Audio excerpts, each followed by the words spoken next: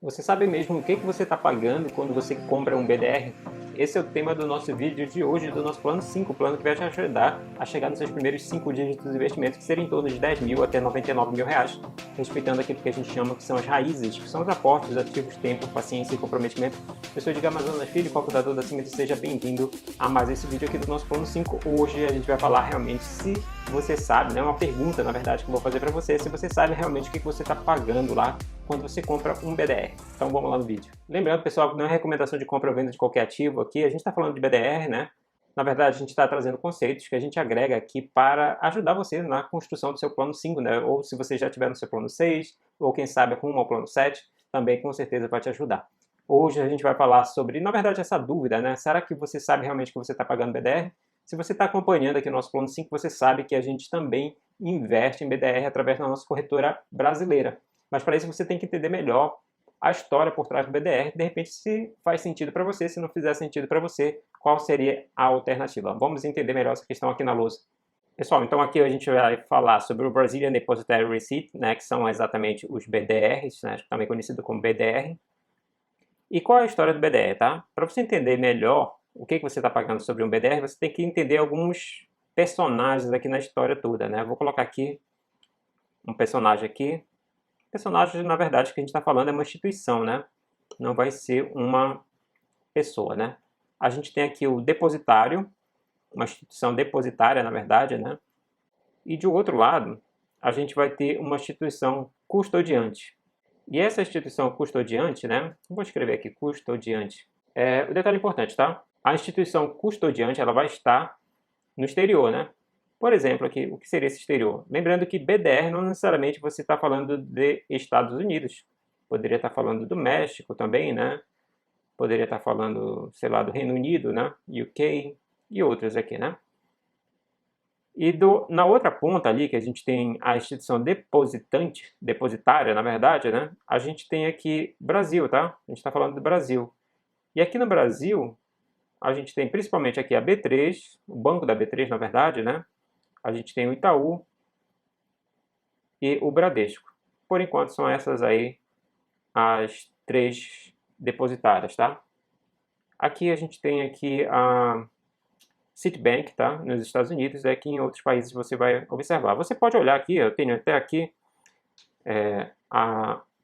aqui da B3, tá? Esse aqui eu baixei lá da B3, que é exatamente todos os BDRs que você pode comprar através da sua corretora, tá? Então aqui tem a instituição custodiante que eu estou falando aqui, né? Tem o Citibank e também tem o Banco Mellon.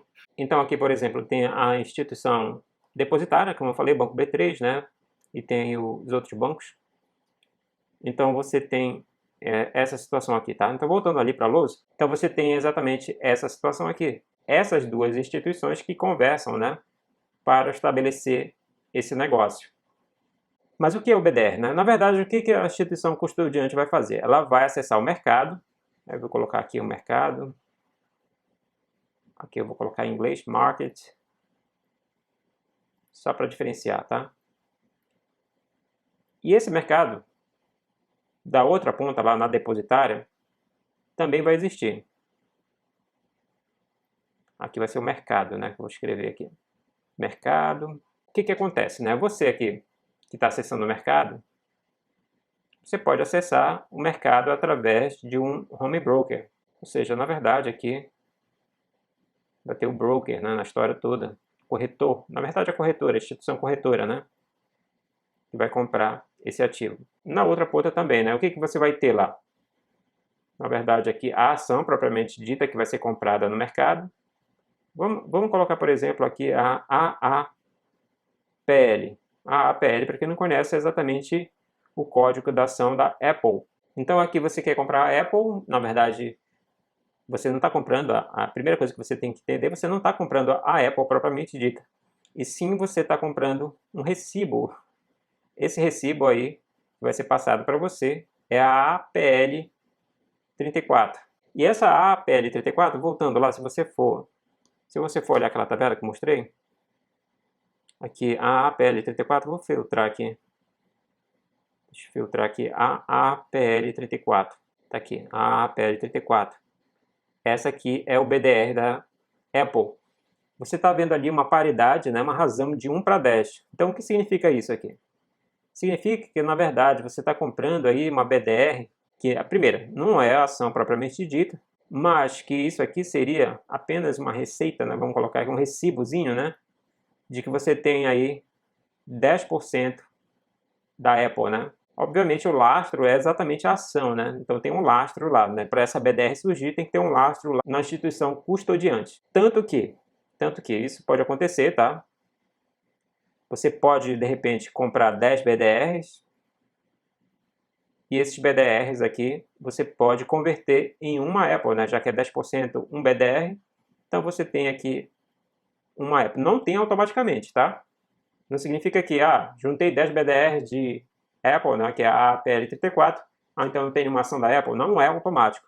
Você teria que solicitar isso via instituição corretoras, né, brasileira, americana, lá no caso, e obviamente você tem que ter uma conta que vai receber lá aquela ação, né, de repente uma Avenue da vida aí.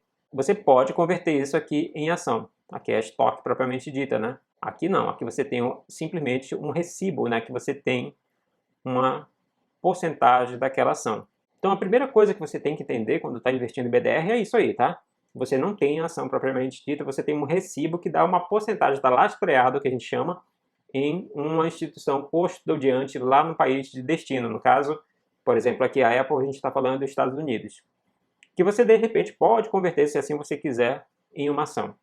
Lembrando que você vai ter direitos também aí com o BDR, né? Você vai receber os dividendos, ela vai ter o ganho capital, tá? Tem alguns problemas de liquidez, etc e tal, mas a gente não vai nem considerar isso aqui. Uma outra questão que você precisa entender aqui quando você está falando de BDR, e isso aí é uma questão um pouco mais desconhecida para a maioria das pessoas, é que, primeiro, a instituição depositária, ela não está fazendo isso de graça, né? Lembrando que há custos em todo esse processo. Esqueci de comentar uma coisa importante, por exemplo, aqui também, esse 34, que tem a ver com os custos, tá? Esse 34 representa aí o que a gente chama uma BDR, né, não patrocinada. O que é BDR não patrocinada?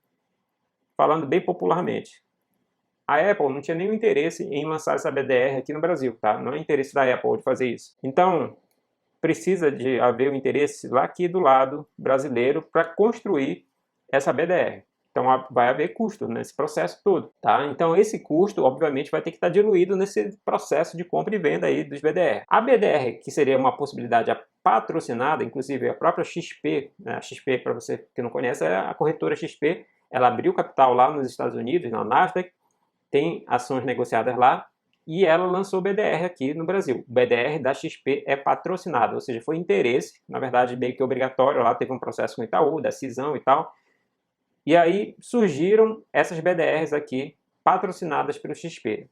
Então foi interesse da XP, ela que arcou com os custos e tudo. Então ela é uma BDR patrocinada. Enquanto que a Apple, a APL34 aqui, não é patrocinada.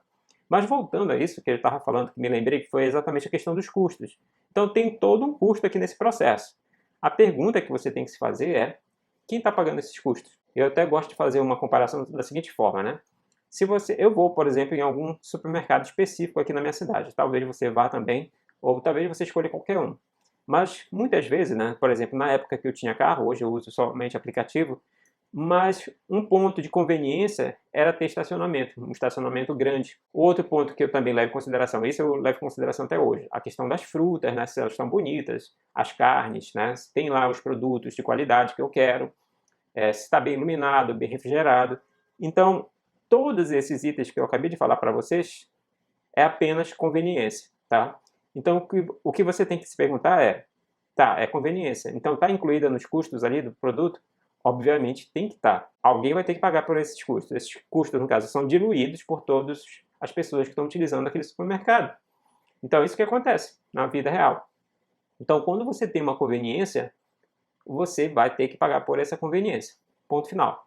Então, é isso que acontece exatamente aqui nas BDRs. As BDRs nada mais são que uma conveniência. Mas qual a conveniência, diga? Por exemplo, a gente está usando no plano 5 a corretora Rico. Tá? Não é recomendação da Rico, a gente não tem nenhuma parceria, mas se você quiser pode abrir a corretora lá, a conta na corretora. Então, quando você compra uma BDR lá, você está acessando o mercado estrangeiro via corretora brasileira, sem nenhum trabalho extra. Então, você está tendo uma conveniência. é o estacionamento que eu falei lá do supermercado, é o ar-condicionado do supermercado, quando você vai fazer suas compras. Então você está usando aí a BDR, você está comprando BDR, você está usando conveniência. E, obviamente, usou conveniência, então tem que haver taxas embutidas no processo, porque há custo nesse processo. Então, se há custo, tem que ser repassado. Antigamente tinha a possibilidade de você pagar corretagem, né? Hoje em dia, a maioria das corretoras estão corretagens zeradas, inclusive para a BDR. Então, esse custo que era para a corretora e tal, lá, não lembro se era diluído por outras pessoas aí nesse processo, mas acredito que não.